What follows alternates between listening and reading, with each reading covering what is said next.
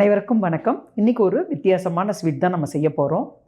பொதுவாக நீங்கள் பாதாம் கத்திலி, காஜு கத்திலி கேள்விப்பட்டிருப்பீங்க. இன்றைக்கி நம்ம செய்ய போகிறது பீனட் கத்திலி, அதாவது வேர்க்கடலையில் சுவையாக சுலபமாக சத்துள்ள ஒரு இனிப்பு தான் செய்ய போகிறோம். வாங்க எப்படி செய்கிறதுன்னு பார்க்கலாம். வேர்க்கடலை ஸ்வீட் பண்ணுறதுக்கு, அதாவது பீனட் கத்திலி பண்ணுறதுக்கு 1 கப் பச்சை வேர்க்கடலை நமக்கு தேவை. இது 125 கிராம்ஸ் இருக்குது. வேர்க்கடலை எவ்வளோ எடுத்துக்கிறோமோ அதே அளவுக்கு தான் சர்க்கரை எடுத்துக்கணும். 1 கப் சர்க்கரை, இது 200 கிராம்ஸ் இருக்குது. ஸ்கிம்டு மில்க் பவுடர் 1/2 கப் எடுத்திருக்கேன். இது 100 கிராம்ஸ் இருக்கும். நீங்கள் நார்மல் மில்க் பவுடர் யூஸ் பண்ணுறீங்கன்னா அதில் ஸ்வீட் இருக்கும், சுகர் இருக்கும். அதனால் 2 டேபிள் ஸ்பூன் யூஸ் பண்ணிங்கனாலே போதும். 1/2 டீஸ்பூன் ஏலக்காய் பவுடர், 2 டீஸ்பூன் நெய் எடுத்துக்கலாம். பச்சை வேர்க்கடலையே நம்ம வெறும் கடாயில் கூட வறுத்து எடுத்துக்கலாம். ஆனால் இந்த மாதிரி வானிலையில் கொஞ்சம் டேபிள் சால்ட் போட்டு ஒரு 5 நிமிஷம் சூடு பண்ணிவிட்டு மீடியம் ஃப்ளேமில் வச்சு நம்ம பொறுமையாக வேர்க்கடலை வறுத்து எடுத்தால் வேர்க்கடலை பார்த்திங்கன்னா ஒரே மாதிரி ஈவனாக வறுபடும். அது மட்டும் இல்லை, நமக்கு அடிப்பிடிக்காமல் அழகாக நம்ம வறுத்து எடுத்துடலாம். கடையில் வறுத்த வேர்க்கடலையை வாங்கி செய்யலாமான்னு நீங்கள் கேட்கலாம். ஆனால் அது எப்போ வறுத்ததுன்னு நமக்கு தெரியாது. வறுத்து கொஞ்ச நாள் வச்சுட்டாலே வேர்க்கடலையில் ஒரு வாசம் வந்துடும். அதுக்கு பெஸ்ட்டு என்னென்னா, நம்ம பச்சை வேர்க்கடலை வாங்கி அழகாக இது மாதிரி வறுத்து எடுத்துக்கிட்டோன்னா அந்த கரெக்டான கலரில் நம்ம எடுத்துக்கலாம் வேர்க்கடலையே. அது மட்டும் இல்லை, அதோட சுவையும் மனமும் அலாதியாக இருக்கும். ஸோ கொஞ்சம் சிரமம் பார்க்காம நம்ம வாங்கி வறுத்து எடுத்துக்கலாம்.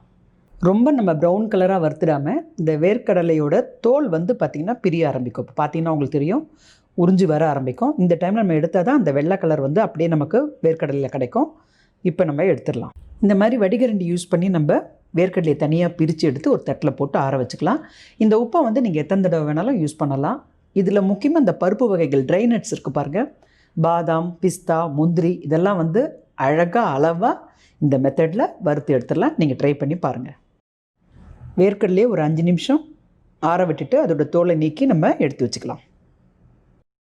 வேர்க்கடலை அழகாக பளிச்சுன்னு வெள்ளை கலரில் இருக்குது. இப்போ மிக்ஸி ஜாரில் போட்டு நைஸாக பவுட்ரு பண்ணி எடுத்துக்கலாம். வேர்க்கடலையே நைஸாக பவுட்ரு பண்ணி எடுத்தாச்சு. இப்போ நம்ம ஸ்வீட் செய்ய ஆரம்பிச்சிடலாமா? ஸ்வீட் செய்ய ஆரம்பிக்கிறதுக்கு முன்னாடி ஒரு சின்ன வேலை இருக்குது. இந்த மாதிரி தட்டில் நெய் தடவி நம்ம ரெடியாக எடுத்து வச்சிடலாம். ஸ்வீட் ரெடி ஆன உடனே கொட்டி ஸ்லைசஸ் போடுறதுக்கு நமக்கு கரெக்டாக இருக்கும். நான்ஸ்டிக் பேனை ஸ்டவ்வில் வச்சுருக்கேன்.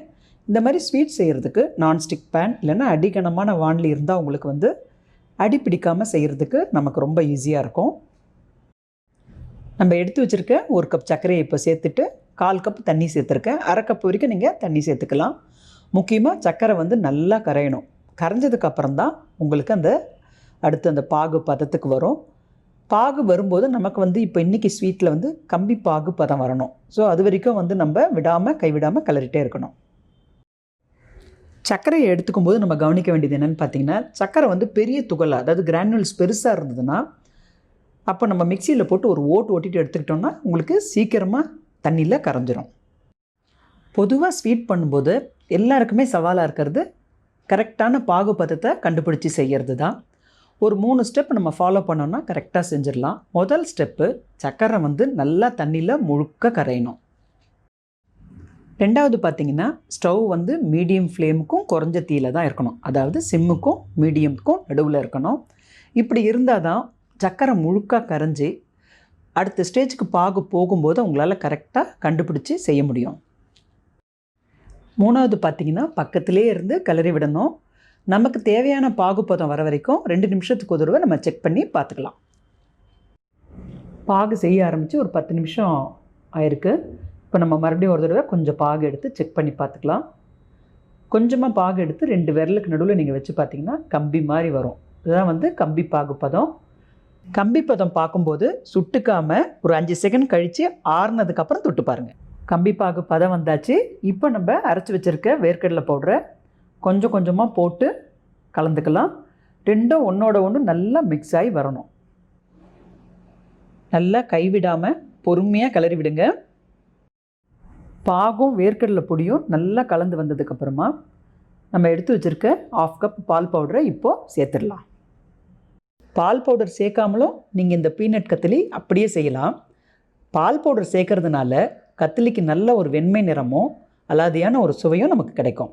பால் பவுடரையும் சேர்த்து எல்லாத்தையும் ஒன்று போல் கலந்து விட்டுக்கலாம். இப்போ நம்ம 2 டீஸ்பூன் நெய்யை சேர்த்துக்கலாம். வானிலையோட பக்கங்களை விட்டாமல் எவ்வளோ அழகாக சுருண்டு வந்திருக்கு பாருங்கள். இது நாம் கரெக்டான பக்குவத்தில் செஞ்சுருக்கோங்கிறத காட்டுது. இப்போது ஏலக்காய் பொடியை சேர்த்துடலாம். ஏலக்காய் பொடி சேர்த்த உடனே நல்ல வாசனை வருது. ஸ்டவ்வை ஆஃப் பண்ணிடலாம். இப்போது நெய் தடவின தட்டில் கொட்டிடலாம். துண்டுகள் போடுறதுக்கு முன்னாடி இது மாதிரி நம்ம ஸ்வீட்டை தட்டில் முழுக்க பரப்பி விட்டுக்கணும். தோசை கரண்டி இல்லைன்னா இதே மாதிரி ஃப்ளாட்டாக இருக்க கரண்டி எதுவாக இருந்தாலும் கொஞ்சம் நெய் தடவிட்டு நம்ம சமப்படுத்தினா சரியாக வந்துடும். ஸ்வீட்டை அழகாக சமமாக பரப்பி விட்டாச்சு. ஒரு 5 நிமிஷம் ஆற வச்சுட்டு ஸ்லைசஸ் போட்டோன்னா சரியாக இருக்கும். 5 நிமிஷம் ஆயிடுச்சு. துண்டுகள் போட்டுடலாம். பீனட் கத்திலிக்கு டைமண்ட் ஷேப்பு கரெக்டாக இருக்கும். கட் பண்ணி முடிச்சதுக்கப்புறம் பார்த்தா பாதாம் கத்திலி காஜு கத்திலி மாதிரியே தான் இதுவும் இருக்கும். எந்த வித்தியாசமும் தெரியாது. ஸ்கொயர் ஷேப் வேணும்னாலும் நீங்கள் கட் பண்ணிக்கலாம், உங்கள் சாய்ஸ் தான். துண்டுகள் போடும்போதே ஒட்டாமல் தனித்தனியாக வருது பாருங்கள். இன்னும் 5 நிமிஷத்தில் ஸ்வீட்டு செட் ஆகிடும். இப்போ முழுக்க ஆறிடுச்சு. கட் பண்ணி எடுத்துடலாம். எவ்வளோ அழகாக வருது பாருங்கள். இந்த டைமண்ட் ஷேப்பில் பார்க்குறதுக்கு அப்படியே காஜு கத்திலி பாதாம் கத்திலி மாதிரி தான் இருக்குது. இது வேர்க்கடலை நீங்கள் பண்ணியிருக்கீங்கன்னு சொன்னால் கூட யாரும் நம்ப மாட்டாங்க. டேஸ்ட்டும் பார்த்திங்கன்னா கிட்டத்தட்ட அப்படியே தான் இருக்கும். சத்துக்கள் நிறைந்த வேர்க்கடலையில் சூப்பராக சுலபமாக சுவையான ஸ்வீட் ரெடி ஆகிடுச்சு. பீனட் கத்திலி இப்போ டேஸ்ட் பார்த்துடலாமா? எவ்வளோ சாஃப்டாக உடைபடுது பாருங்கள். ரொம்ப டேஸ்ட்டாக இருக்குங்க. இதில் நம்ம மில்க் பவுடர் சேர்த்துருக்கறனால அதோட வாசமும் ஏலக்காவோட வாசம் எல்லாம் சேர்ந்து ரொம்ப அருமையாக வந்திருக்கு.